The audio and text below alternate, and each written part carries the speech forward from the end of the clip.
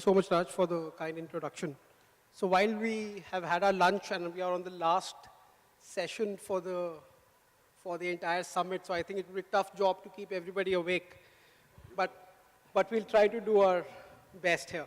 So we have a very distinguished panel here. So we have Nikunj, who has years of experience looking at the domestic automotive industry, skill side, dealer side, manufacturing side.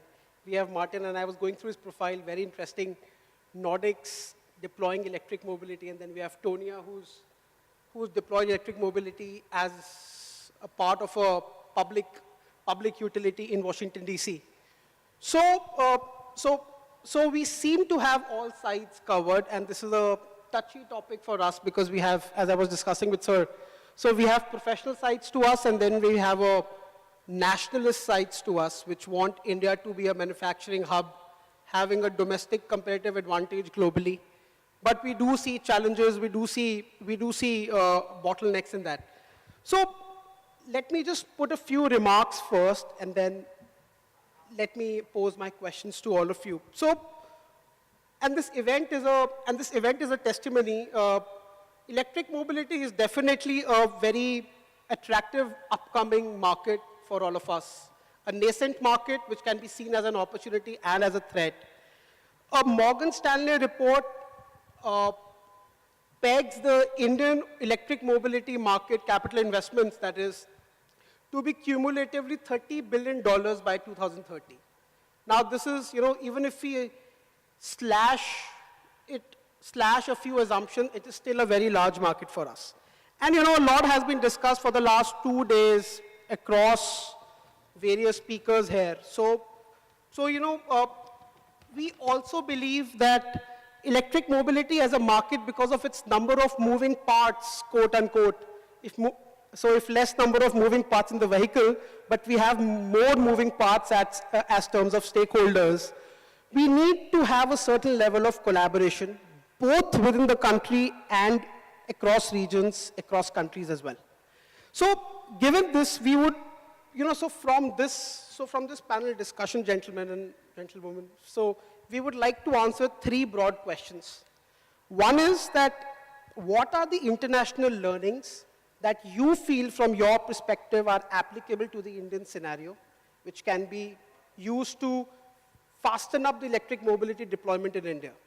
Secondly, we would like to we would want to know from you that in your respective countries, or how have you seen the electric mobility market, has there been an independent, dispassionate assessment around which parts of the value chain should your respective countries or cities should participate, and what strengths can be leveraged from outside for a long-term development? And thirdly, so what would be your demands and recommendations to the Indian policymakers through this platform as they are working towards a possible electric vehicle policy in the country? So let me start with Tonia, please. So on the first thing, so India, undoubtedly, you must have heard that, okay, India is a complex market, difficult to do business, lots of in between the lines and all that stuff. But how do you view the local city-level electric mobility market to collaborate, especially in light of what you've seen in the US? Well, in the US, the cities play a very critical role in launching electric vehicle mobility. The cities know their people, their demographics, they know what works in their cities, and they can tailor their programs to meet the city's needs. In City of Seattle, we have several successful programs going on.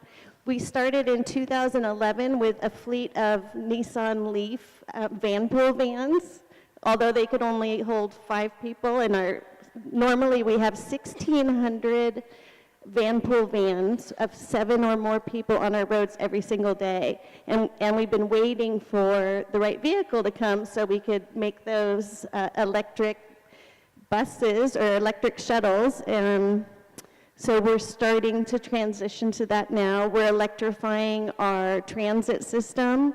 The King County Metro has ordered more than 100 electric buses. We're electrifying our ferry system. We have the second largest ferry system in the world, and we're using the gas savings, the diesel savings, to be able to transition those to electric ferries. So there's a lot that can be done. It sounds like there's already work being done in Delhi and other places to electrify the government fleets, and that's actually very important. In Seattle, we have all the passenger vehicles are now leaning towards electric, and whether it's a utility company using a truck to get up to the power, they're using electric trucks. Everything is moving that direction. And the city and the city council can really push that forward. Sure. How did the city of Seattle start the thinking process of this collaboration? The city of Seattle. So what's the step one? For example, if any city in India wants to think about deploying electric mobility at a large scale, Tonia, what is the first step? How should they get started off on that journey? I think the first step is to set your goals. For City of Seattle, it was about reducing carbon emissions in the air, and so it met our climate change goals for the City of Seattle, and so we had buy-in from the governor's level to the city council and the mayor to do what we can to reduce emissions. About 50% of emissions in Washington State are from passenger vehicles. So that's the one area we need to focus on. And so set your goals and then figure out different things that you can do to achieve those. So if I hear you right, what you mean is that the first step is to define and have a shared understanding of a cross-sectoral larger objective, that why that city needs electric mobility. Well said. Whether that is for job creation, or for pollution, or for energy security, or for anything else. Okay. Yes. Okay. Martin, so you are next in line for me. So, thanks, Sonia. So we'll definitely come back to you. Given, and you might have heard this, Martin, a lot, that, okay, India has limited public funds. Every dollar has or every euro has You can only spend it once. Yeah, you can only spend it once. What, in your opinion, are some of the learnings that you have around the subsidy-free development of electric mobility? Yeah, so I At a country understand the level. question, thank you. So we started with subsidies, but as soon as we started with the subsidies, everybody was critical about it because they said, yeah, that's temporarily, it's only for a short decade and it won't work. So, of course, it's difficult to implement measures without subsidy, but on the other hand, if you can achieve that, then you don't have those critics who say you use subsidies. For instance, this morning I mentioned on the airport near Amsterdam, there are 200 electric taxis, and they're Teslas, more or less, so they're quite expensive cars. But why is it interesting for the taxi driver? Because they can earn the money there because they are first in line. It doesn't cost anything. So if you have yourself an electric taxi, then you are the first one in line to pick up people. So that's why it's interesting for the taxi driver to invest in such an expensive car because he has a lot of business going on. Only one example.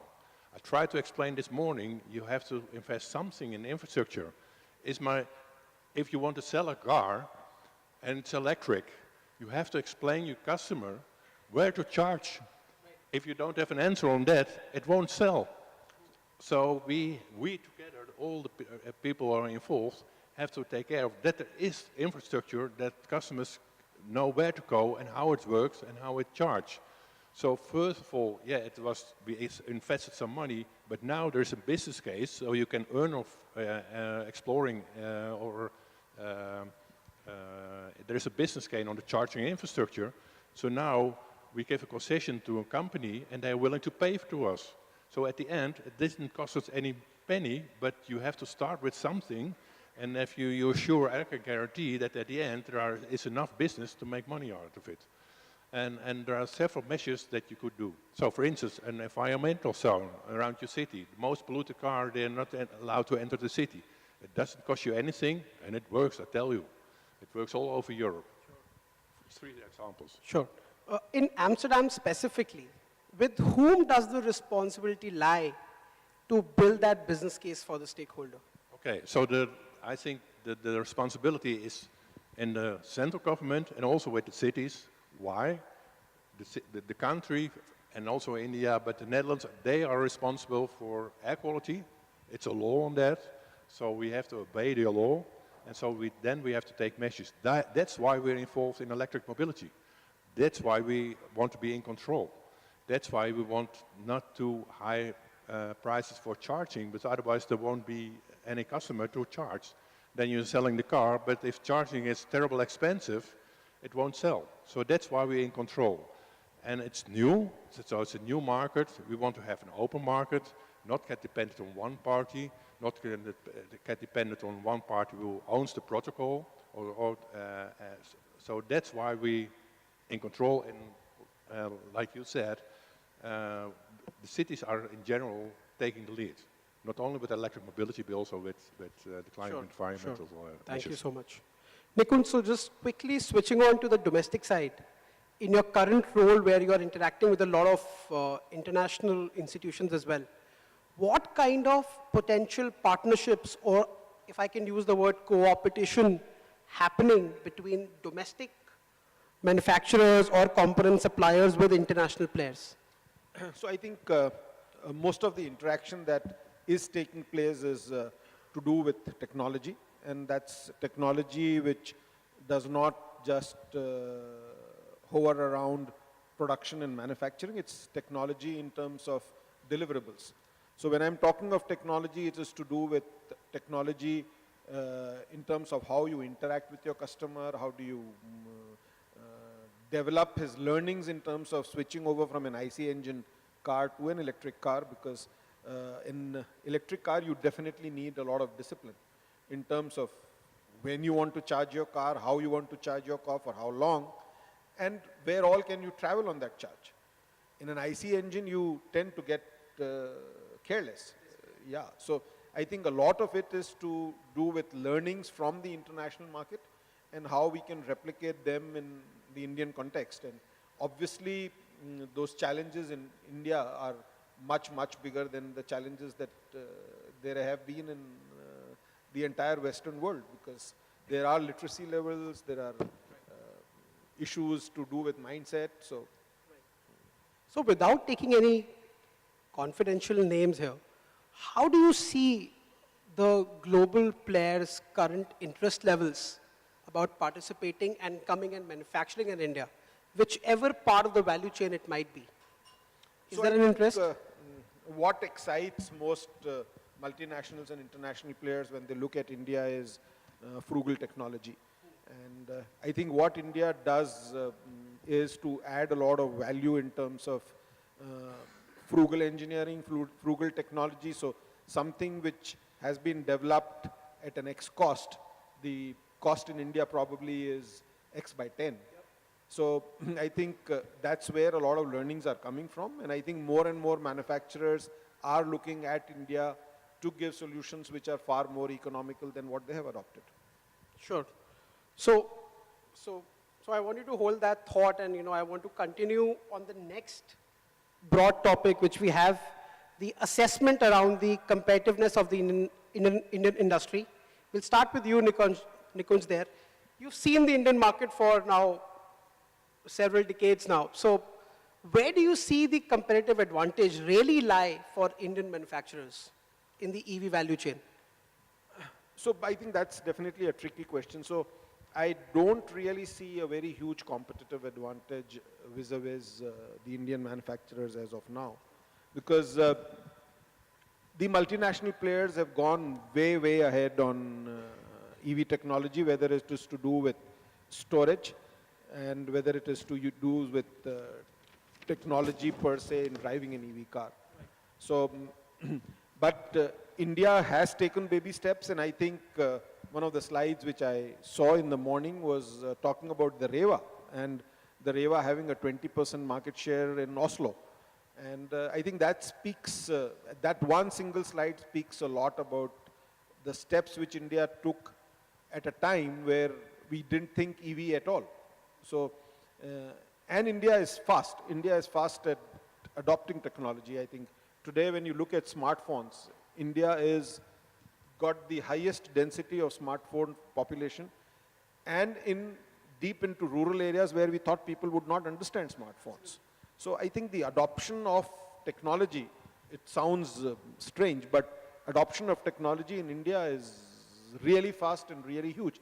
Once the public does realize the advantage of adopting a technology, and I think they adapt very fast. Sure, sure. Thank you.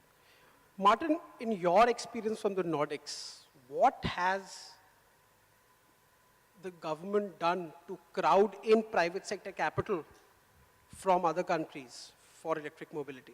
Yeah, the main thing is that you must realize that in the Netherlands we have no automotive industry. It is not about? We don't have any automotive industry. Right. So there are the car brands are mostly produced in Germany or Japan or India, but most of the cars are from Germany. To develop the electric car costed millions of dollars. That's a lot of money. We don't invest €1 in it. They did. So the United States invested in the Teslas. So, and the first 100 was for the Netherlands. That was great. I was enthusiastic about it. The slide I showed you this morning, where the car to go. So we invest some money in charging infrastructure. We invest something about communication, but the main investment were done in the United States. So that could be part as well. So what I think that, so the OEMs, the automotive industry, it's so complex to make a car. That is. But what you're trying to do, where you're good at, so you have so many three-wheelers. The project that's presented this morning, the battery swapping with the three-wheelers, yes, do it, you know?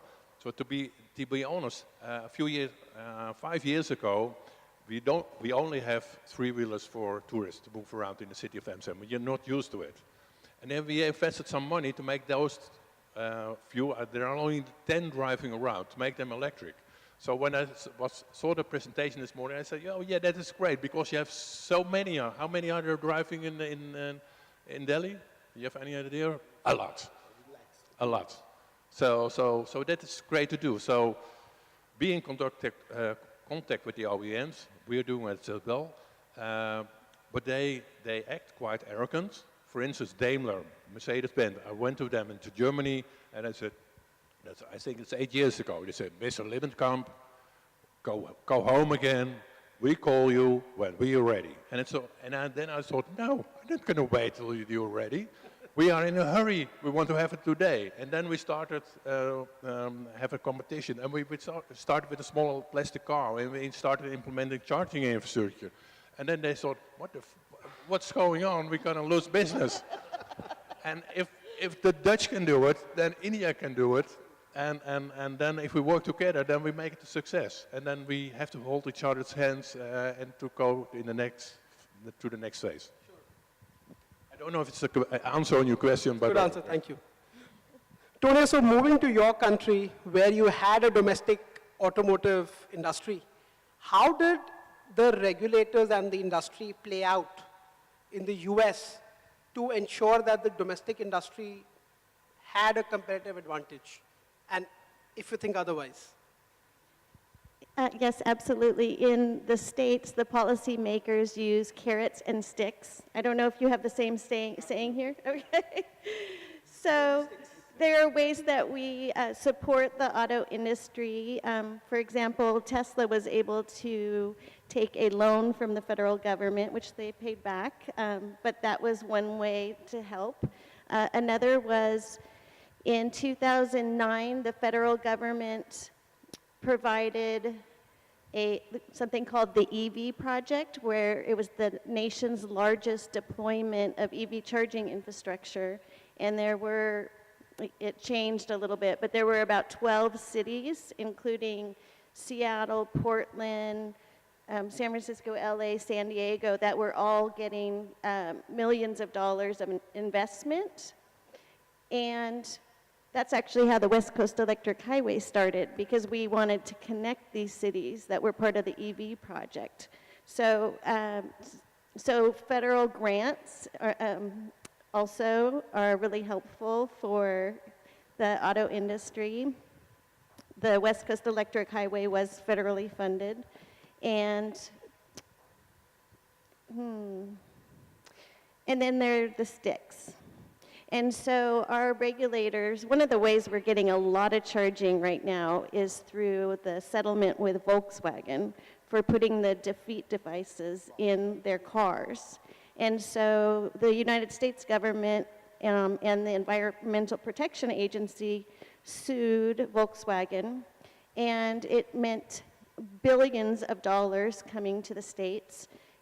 Any owners of any of those vehicles could either trade in or get cash for their vehicles, so about $10 billion spent there. And then there's another piece of the project called Electrify America. I think someone mentioned that during this summit. And that is where Electrify America must invest $2 billion over 10 years in EV charging infrastructure throughout the United States. They get to decide where 800 million goes to California and 1.2 billion goes to other states. So we're all competing to get that funding. And then, and that's where they are going to invest directly. And then there's another piece of it that's the state's portion of the Volkswagen settlement funds. And to Washington State, it's about 113 million, and up to 15% can be used for EV charging infrastructure. And so states can decide. And so our state has decided, along with more than half of the states, that we're going to invest the full 15%. So now we have another 17 million in funds. So it's kind of a mitigation settlements is another way to move forward. In our experience working with the automakers, they of course prefer the carrots. We had something similar in India where one of our PSUs had around $100 million to be given out to 11 cities for procuring electric vehicles and charging infrastructure. But then quickly, so coming down to the recommendations to policymakers, if you had the chance to rewrite some of that stuff, carrots, sticks, or both, to bring in the electricity and the transport and the urban sectors together at a city level in a better manner, what would that be, if at all? Well, the first thing I would do is convince the automakers to come up with one standard, because now there are 3 major DC fast charging standards, and they're on different locations on the vehicles. Some are on the front, some are on the side, some are on the back, and so that would be my number one wish, is that we had one standard, and then we can be making stronger investments that way. Another is to work really closely with the auto manufacturers. Basically, Nissan has invested quite a bit in EV charging infrastructure. Tesla, of course, with the 10,000 ports for supercharging, has invested as part of the cost of the car. But a lot of the other ones haven't stepped up. They haven't marketed or advertised or invested in the charging infrastructure. And so I would work really closely with the auto manufacturers and make sure that they're focused on it as well. Sure. And Martin, so, coming from a country which has no domestic manufacturing of automobiles, what would your recommendations to policymakers would be, looking at the market in the next 10 to 15 years? beware that it's not only about electric mobility, but it's about moving away from fossil fuels. So using sustainable energy, how can we use it in a car? How we can implement the charging infrastructure. For instance, in the Netherlands, we paid for it from the government side, but also the auto industry, the dealers, they subsidized something because then knew they would sell the car. So as soon as you can explain to a customer there will be a charging pole in front of your house, then you will sell the car. So we share the cost, and therefore it became also cheaper. But the first thing is realize there is a real problem, and we are in a hurry. And yeah, so of course it's interesting to see where we're heading at, and we take lots of time, but we're running out of time. So we are in a rush, working together. It's interesting to see how you can work together with countries, between China, India, United States, Europe, what you can achieve. But I think the government was being in charge. That wasn't partly only the case in the Netherlands. It came from the cities. I think that's all over the world the case. And they must take responsibility and taking the automotive industry and the charging infrastructure and the grid owners and the utility companies and electricity companies, make them make a business case together to make it a success. But in general terms, that the central governments must be taking the lead. Sure. Okay. Sorry, I'm not aware, but does the Danish government try to control the landed prices of the automobiles as well to the end consumer? Yeah. So, does the local government also try to control the landed price? No, not the landing price, but Of electric vehicles? the not the price of the vehicles. Okay. So we're sure that if so much money is spent in developing a car, you want to sell it. And you only sell it if the price is right. So that's not our worry. So we have to keep it, that it could start, to get the business start. But at the end, we don't want to invest in it. But you have to keep it, to make it a success in the beginning. Then you have to invest something, some money you can earn back, and some things you're responsible for, because we have a climate change going on, and we're responsible for that. And we have to invest in it. So we have to invest in rockets, but we also invest on our planet. Sure. Nikunj, so we have heard some thoughts from you before, but top 3 policy recommendations to the government, whether state or central level, on faster adoption of electric mobility. So I guess before I talk of those recommendations, I think I would definitely want to caution the government in terms of what we call the net carbon footprint. So when reading media reports, I find that India uses pet coke as a source of power, and that probably is the dirtiest way of producing power. So you might be reducing the carbon footprint in cities by going electric, but are you ultimately contributing to improving the environment because you're using a technology which produces the dirtiest power? So I think net carbon footprint should be a guiding force when the government talks about EVs, is what I would talk about. Coming to policy recommendations, I think the learnings across the globe have been that to make electromobility being adopted by the citizens, it is important to adopt the carrot approach to begin with. So which could be to do with no road tax, which could do with free parking, which could do with using fast lanes. So a lot of these initiatives would really not cost government too much money, but make electric vehicles. We had the odd and even in Delhi, and electric vehicles were exempted. And I think that definitely tempted quite a few people to buy EVs. So I think steps like that, which are not nearly really monetary, but make electric vehicles more user-friendly, make it more convenient for the user to adopt the EV technology. I think those are cases where airport parking for EVs could be made free, and you get the VIP access to the airport if you are in an EV.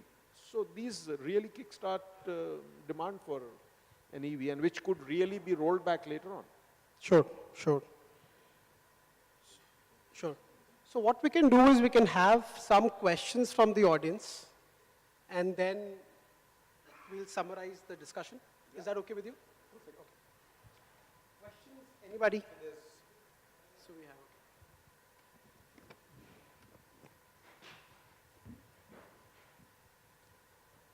Can we have a mic there? I request you to introduce yourself and then ask the question, please.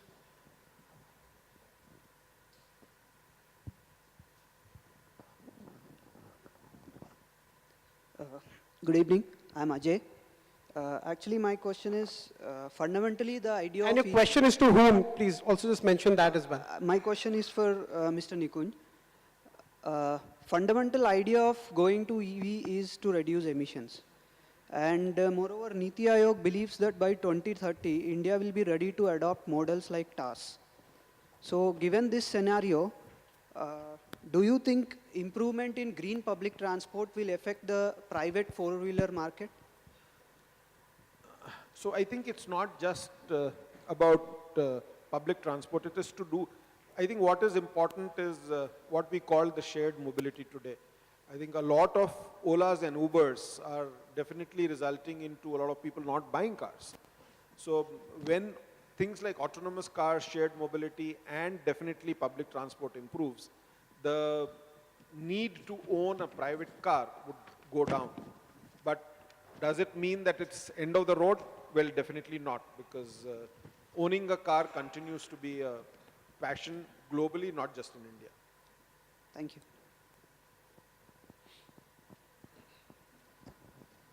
Any other questions?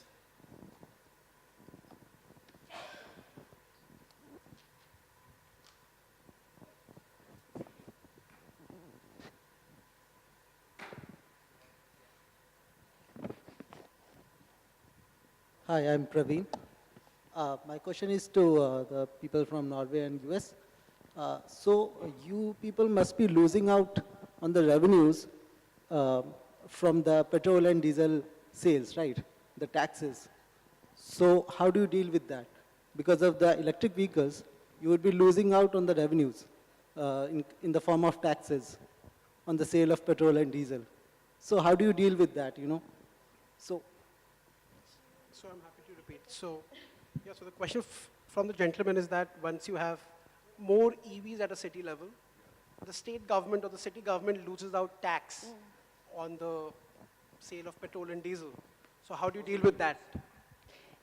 Great question. So we've been thinking about that a lot because the gas tax is not sustainable over the long term. Right now, the federal gas tax is like 8 cents a gallon, and then each state decides what their own tax is going to be. And in Washington State and California, Oregon, and a few other states are actually testing out a road usage charge where you pay by the mile. So if and when we implement a road usage charge, then we would take off, hypothetically, the EV fee because they would pay by the mile as well. So we're doing some pilots that have different options. One is to have a little dongle in your car that tracks your miles. Another is to take a picture of your odometer. There's a cell phone option, and then there's just a flat fee option. So we're testing it out with 2,000 drivers in different parts of the state, so the cities, the rural areas, to make sure it's fair as the gas tax. Yeah, maybe on taxes. So you can't keep subsidizing by lowering the taxes all the time. That's what you mentioned. But let's have the person who caused the problem is the driver who drives himself a fossil fuel car. So asking some money for that and invest it in sustainable energy, in electric mobility, I think that would be wise. So raise a little bit the taxes on fossil fuel cars, or the car itself, or the fuel, and then that money can invest in electric mobility. And what we see in the Netherlands, that there are hardly any subsidy anymore necessary because of the price of the electric car is coming down. It's more or less equal to a fossil fuel car. So at the end, it's okay. But you I have to think make the some other way- choices. I think the other way to look at it is not just the taxes that you would lose in terms of what you lose on fossil fuels.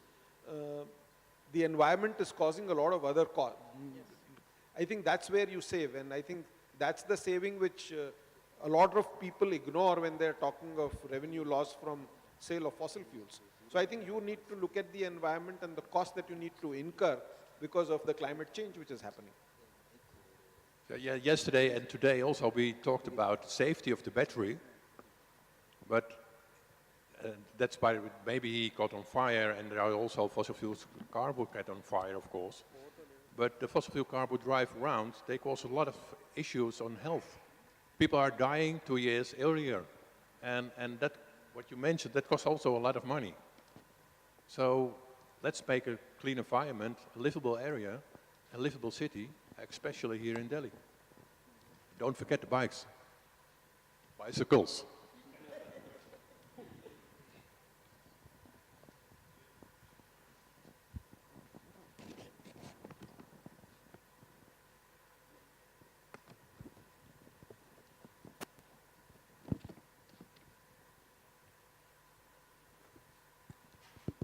Hello, this side.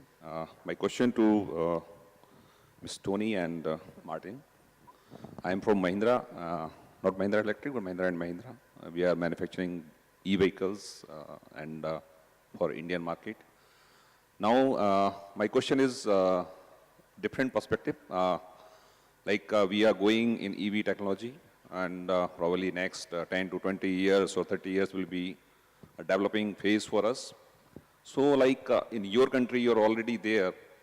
How you have developed your education system to developing professionals in this particular field actually, which probably is beneficial for us also to develop in future.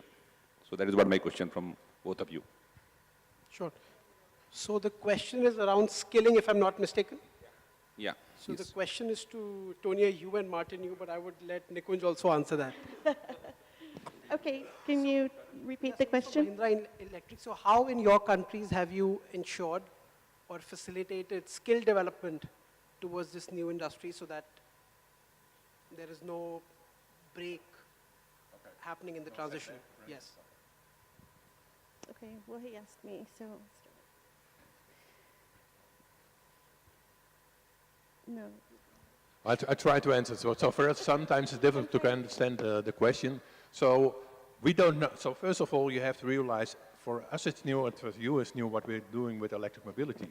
So nobody knows what will be tomorrow or the day after tomorrow. Maybe we know a little bit about tomorrow, but not after tomorrow. And after said that, that doesn't feel very comfortable, does it? So then we have to if we take that in account, then we act. And for instance, I'll come back to the charging infrastructure. So we didn't, in the beginning, we didn't know what role to take from the government side.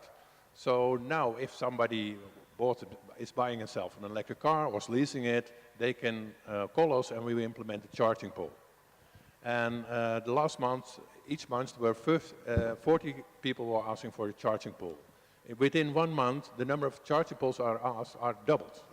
So we're facing quite.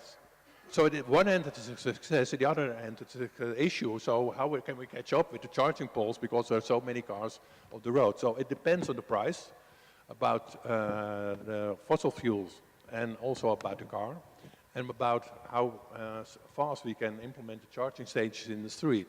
We will catch up, but that's the main thing, how you can handle and respond on situations you don't know where you're heading at. But for instance, the main thing is if you gave tax benefits, don't cut it down in one day do the other. So we give subsidies and then we don't. The other thing is if you feel responsible for implementing charging infrastructure from a government side, keep doing that then because you're responsible for it. And then looking forward what's happening. For instance, some people say in a few days, not a few days, don't worry, in a few years, we don't need the charging poles anymore because we can other different kind of charging by, how do you call it? Right. And, but then again, that you must realize before a car is on the road, it takes more than 10 years to develop it. So if the decision is made by the automotive industry to change that we don't need a charging pole anymore, then we have 10 years time to change. So those things you have to take into account. It's a sort of great answer. So I think from skilling perspective, if you're looking at India, I think India, this reskilling has already started. If you look at the profile of people that are getting hired by both manufacturers and dealers alike, I think there is a huge shift which is happening from auto engineering to mechanical engineering and to finally electrical and electronic engineering. And today, a small change which has happened in dealerships is that our technicians are no longer called mechanics, but they are called E-techs, which is electrotechnical technicians. So I think that shift is already happening even before the change has taken place. And like I said, that India does adopt to change extremely fast. On 27th March last year, none of us thought we would be BS4 across the country. And we actually did it in 4 days. 27th March was the Supreme Court decision, and from 1st April, none of us were selling BS3 vehicles. So that's the kind of thing that if you're pushed into the corner, we do adopt to change, and we will have skilled people. So I don't think there'll be a disconnect between today and the technology which is required to service these vehicles. And my recommendation is to just do it, try it. It's going to be a learning experience. So maybe do some pilot projects in some cities, see what works and what doesn't. Work closely with the utilities. If you're able to show the utilities how it's going to support them, because they're going to be getting additional revenue from the electricity, and how it helps the public good, and it might be an opportunity to upgrade some of the transformers and things. When I was going on the rickshaw, I just saw these wires. And, maybe this is an opportunity to fix some issues on your grid. So it's an iterative process, and so just try some things. Sure. My advice. Sure. Thank you so much. Any last question do we have, or we'll summarize? To summarize. Okay. No. So thank you, Tonia. Thank you, Martin. Thanks, Nikunj, as always.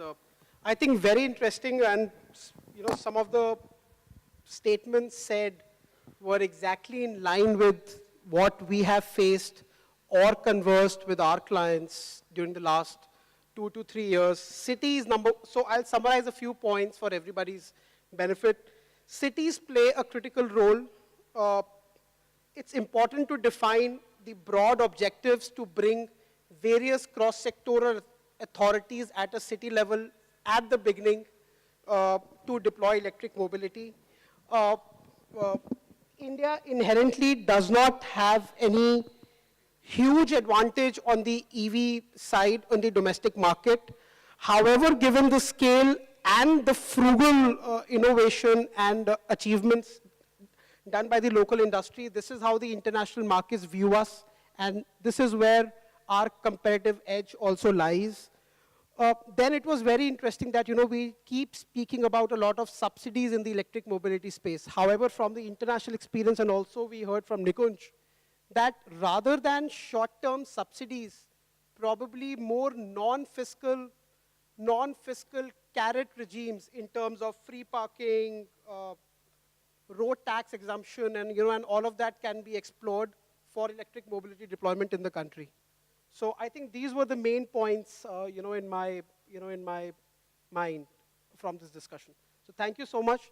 Thanks to the audience for keeping so patient.